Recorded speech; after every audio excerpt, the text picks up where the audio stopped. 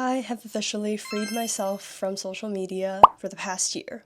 And let me just say that I feel like I have never had so much energy, so much time that I can be spending on things that do not end up just being something I throw to the back of my head. For context, I have been a chronic scroller for a really long time. I would constantly be sleeping at 2 a.m., not really doing anything, just mindlessly scrolling, refusing to go to sleep for God knows what reason. To this day, I still don't understand why, but I think just the way that social media is designed, it's very hard for you to use self-discipline to stop yourself from scrolling. Simply, I don't think it's possible. Therefore, at some point, actually not at some point, during the summer that I was about to start college, I decided this is not gonna work out. I was like, I cannot be living a life like this anymore. For the longest time, I have despised myself for always spending my time on things that I don't even end up finding useful. Sometimes I convince myself that, okay, I'm looking at interesting things. I'm looking at psychology studies, I'm looking at videos that tells me random facts. But at some point I was like, do I really even remember? And so I went back to all the videos that I've liked. I remember maybe the first 10 or so because I did it literally this morning. But then all the videos that I have scrolled on below that, I was like, I don't remember anything anymore. It might have seemed that I was learning on social media. It might have seemed that it was quote-unquote productive. But in reality, because of the way that it comes with no context, it's not going to stick. So all the time that you are spent scrolling, it's just going to go to waste. And once I have realized that, I kind of reconcile with the fact that I do not need to know everything on social media. I don't need to know everything that's happening on the internet. And that's okay if I miss out, because it's not going to stick with me anyways. As much as I try to remember all the things, if I did not learn it in a systematic way, I'm not going to remember it. I'm not going to be able to actually use it for something. Hey guys, sorry, my camera just died. But anyways, I think another thing I do want to mention is I have always been kind of introverted throughout my entire high school. So even though now that I'm much more open, much more talkative, much more extroverted, I think in my heart, deep down, I still really like to have limited amount of close relationships with people.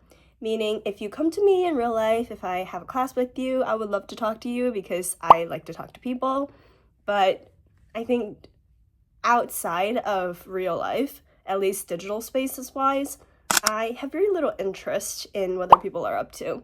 Again, the same idea that I was talking about, because I realized knowing where someone just went for traveling might be good if I'm actually close to them, but then I will actually be able to talk to them and be able to know that through real life conversations instead of just seeing their post where they so-and-so went to where and where. For me, I think having that in-person connection is much more important than digitally. And in some ways, I believe if I don't really get to see you in real life, then are we really friends? And if it's because I don't have the chance to see you in real life, but then we both don't really reach out to each other and set up times to meet, are we really close friends?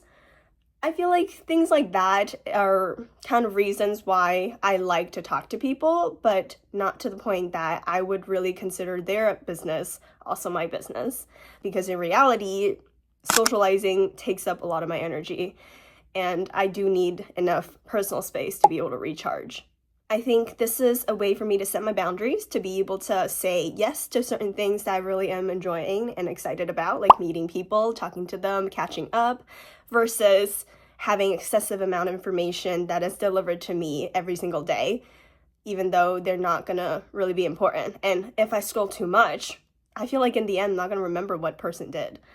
I'm gonna see, okay, so many people, people 1, 2, 3, 4, 5, 6, 7, 8, 10, 11, I don't even know how many, and they're each doing different things. I'm like, do I really want to know all of that information? Will I really remember that even if I see them in person? Maybe some people can. I personally cannot, and I feel like that would be just information overload for me, and I would get way too overwhelmed to do anything besides scrolling. Some people might feel like, oh, what if I get left out if people are doing things and I don't remember? Well, I would have to say, if they don't come up to you, they don't talk to you about the things that they've done, maybe it's not that important after all. Sorry, hot take. But this is how you're gonna be able to live a sane life. You can't possibly catch up to everything. Kind of have to make your little trade-offs. So, at some point, I was like, fuck it. I'm not gonna be scrolling anymore because this has done much more harm to mental health, physical health, than good. So I downloaded an app blocker, and obviously this is not something that was like, yeah, I don't want to do it anymore, so I stopped immediately. It's not that simple. I have been trying to stop using social media for such a long time, and when I say such a long time, I meant literally since sophomore year of high school. I tried using blocking apps, I tried using the screen time blocking, and obviously every single time you do it, it just ends up 5 minutes, and then sometimes I get really, really annoyed and just stop limiting for the full day. So that never worked out. But I think it was after the realization that even if I missed out, I'm okay with that. It's the fact that I stopped panic scrolling because I realized it's not doing any good to my life. And I'm not completely denying the use of social media because I like the fact that I can talk to people. I can occasionally, when I want to, look at what other people are up to and be able to reconnect with them. And I have to say, as much as this sounds very narcissistic to do, but does anyone understand the feeling when you're going through your posts, you're going through the things that you have posted before, and you're just kind of recollecting on that memory? I, for one, really, really like to do that because I feel like when I'm looking back on the videos and photos that I posted before, it brings me back to that memory, and I really like that feeling of being able to relive that memory and walking down the memory lane. I just really like that. So sometimes I would not even be scrolling. I would just be on social media looking at my own pictures and being obsessed with how it turned out because in some ways it's like my creative art project. So I just really like that. Sorry, this is weird. But I don't know if anyone can relate on that. So for me, I think it was unrealistic to quit social media entirely. So what I did instead was I tried to limit the usage.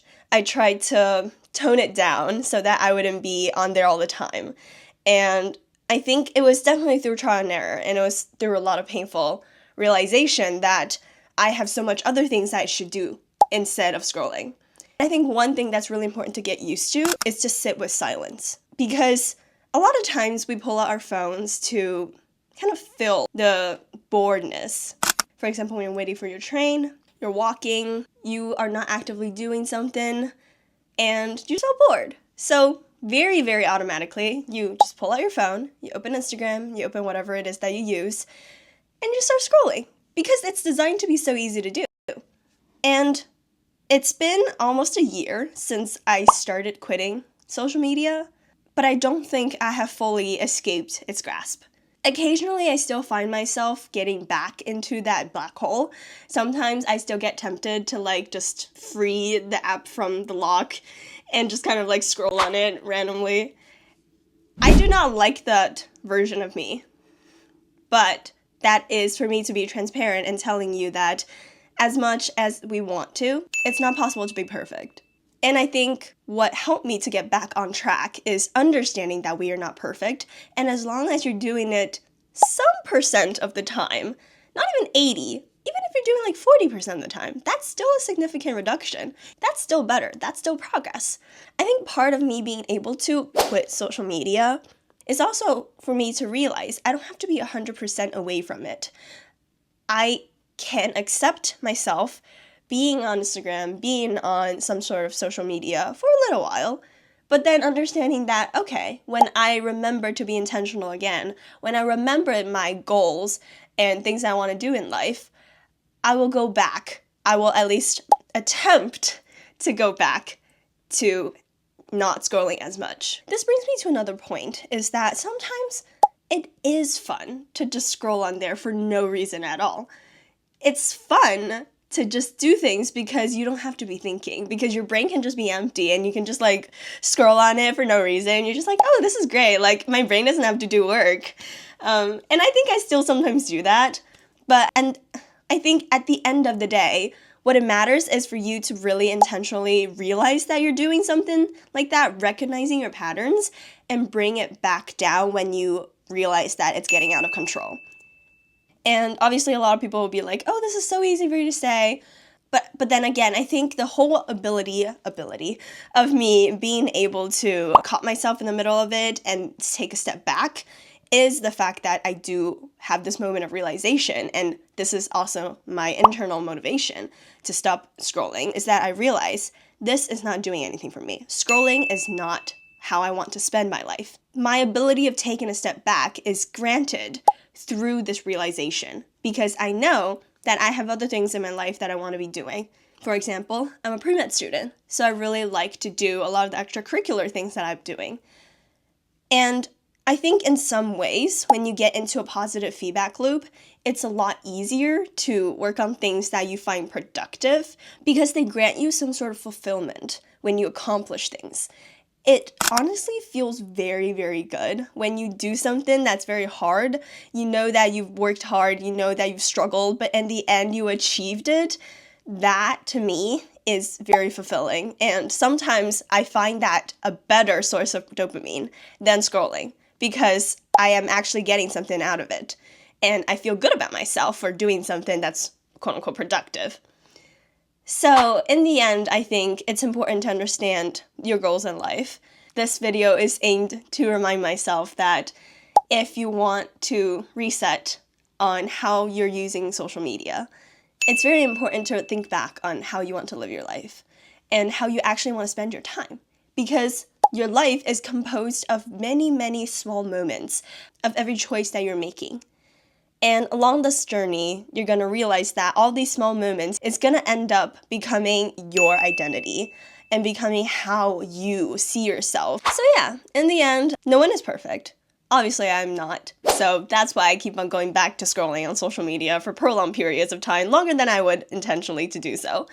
But I think the most important thing is the fact that I'm able to pause, think, and reconsider my choices. That moment of intentionality, I think, is how I was finally able to combat my urge to scroll.